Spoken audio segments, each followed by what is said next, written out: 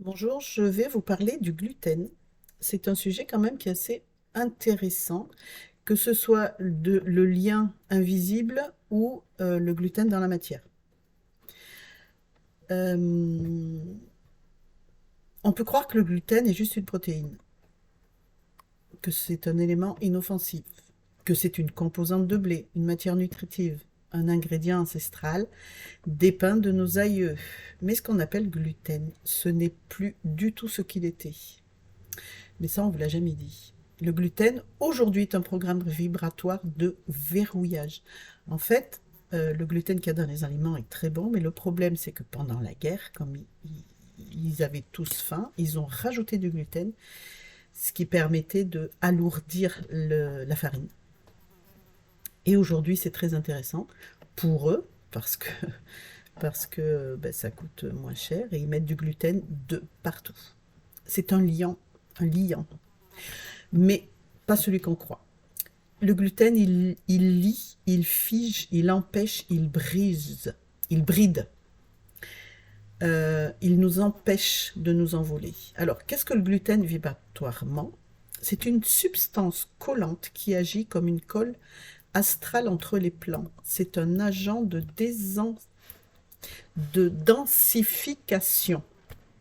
C'est un encrasseur vibratoire, un ralentisseur de fréquence. Et dans les dimensions supérieures, il n'existe pas.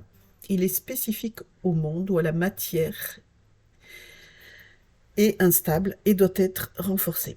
Sur Terre, il a été altéré génétiquement à travers les siècles.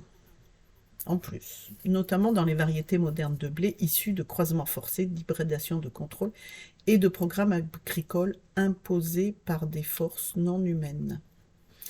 Donc, dans sa forme naturelle, le gluten était faiblement présent, ce que je vous disais tout à l'heure. Il était biodégradable par l'intestin humain et porteur de codes de croissance saisonnière. Aujourd'hui, il est devenu une matrice de colle. Il empêche les corps subtils de circuler librement dans leur alignement. Ce qu'il fait à ton corps, mais surtout à ton champ. Alors, il enflamme la muqueuse intestinale, qui est le porte vibratoire du plexus et du ressenti. Il altère la flore bactérienne, c'est un pont avec la conscience intuitive. Il entraîne une perméabilité intestinale, donc il y a des fuites vibratoires. Il ralentit la glande pinéale, qui est un récepteur cosmique. Il brouille la communication, cœur-intestin, c'est l'axe vibratoire de la guidance. Il densifie l'ancrage dans le bas astral, c'est des fréquences de confusion, de dualité et de dépendance à la matière, mais surtout, le gluten encrasse le corps éthérique. Il crée une épaisseur vibratoire entre nous et notre ressenti. Comme s'il y avait une couche de colle subtile qui était posée sur la conscience corporelle. Et c'est là le véritable secret. Le gluten a été instrumentalisé pour t'éloigner de tes ressentis, pour te déstabiliser, pour t'empêcher d'écouter les micro-messages de ton corps, de ton âme, de ta guidance. Pourquoi tant de gens y sont dépendants? Parce qu'en fait, le gluten produit un effet opiacé. Il contient des exorphines, des peptides qui, une fois digérés, activent des récepteurs opioïdes, opioïdes dans le cerveau. Ça fait le même effet que le sucre. Le sucre, on sait que c'est un poison. Ça fait le même effet aussi que les produits laitiers ou certaines drogues légales. Il donne une illusion de confort. Il occupe le champ sensoriel. Il met sous silence les signaux vibratoires authentiques. C'est un calmant matriciel. C'est aussi pourquoi autant d'enfants autistes s'ouvrent plus clairement à le monde intérieur lorsqu'ils arrêtent le gluten. Leur système énergétique peut à nouveau vibrer finement sans les voiles de brouillard. Les pains anciens sont-ils différents? Oui et non. Donc les blés ancestraux, l'épeautre originel, le kamut en grains, contiennent moins de gluten. C'est surtout un gluten différent qui est plus digeste, qui est plus simple, qui est plus pur. mais leur fréquence reste celle d'un ancrage dans la matière. Et dans le monde actuel, tous les blés, même anciens, sont contaminés par les ondes, par les champs électromagnétiques, par les pollutions des sols, par les eaux mortes, par les traitements imposés. Le pain sacré originel n'était pas celui que on trouvait avant chez l'ancien boulanger. Il était cérémoniel, il était relié à la terre, il était préparé avec une intention vibratoire, il était intégré dans un cycle de régénération.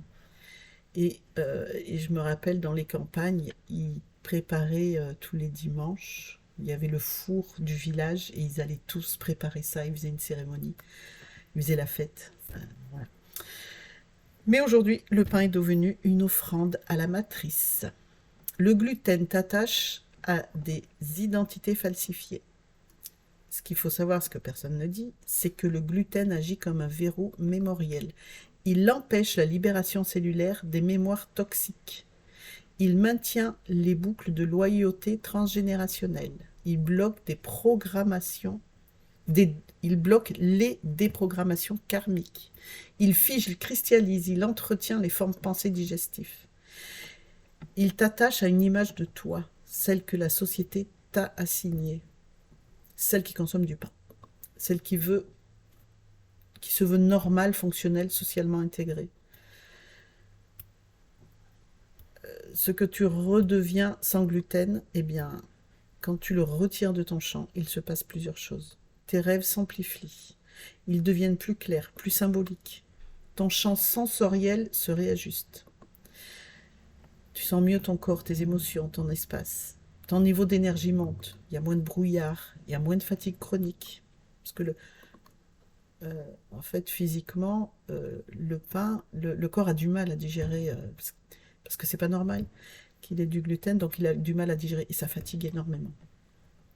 Ton champ vibratoire se décolle de la matrice alimentaire. Ta sensibilité émotionnelle augmente, ce qui peut être inconfortable mais révélateur. Et surtout, tu commences à retrouver tes véritables codes vibratoires originels. Tu sens ce que tu veux vraiment manger, à quel moment, avec quelle vibration. Tu te reconnectes à la terre vivante et pas à ses copies industrielles. Mais alors, je pose la question, est-ce qu'il faut bannir le gluten ? Oui, si tu es sur un chemin de déconditionnement profond. Oui, si tu veux retrouver ton champ vibratoire originel. Oui, si tu ressens l'appel d'une alimentation libre et consciente. Mais il ne faut pas le faire dans la peur. Il ne faut pas le faire dans la culpabilité. Ni être en guerre contre soi. Il faut vraiment être d'accord avec ça. Et libérer le gluten, c'est pas une punition.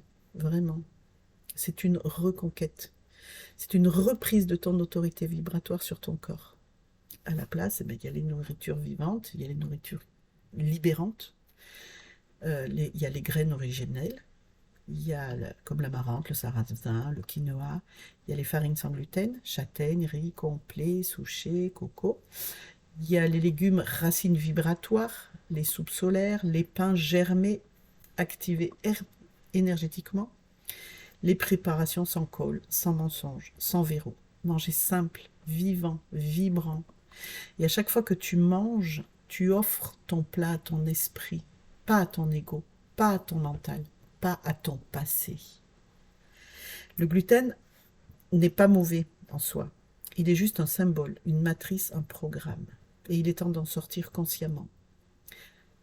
Non pas pour être mieux, mais pour redevenir toi. Toi, libre de vibrer, toi, libre de t'incarner sans colle, toi, sans voile. Merci de m'avoir écouté. Je vous dis à bientôt.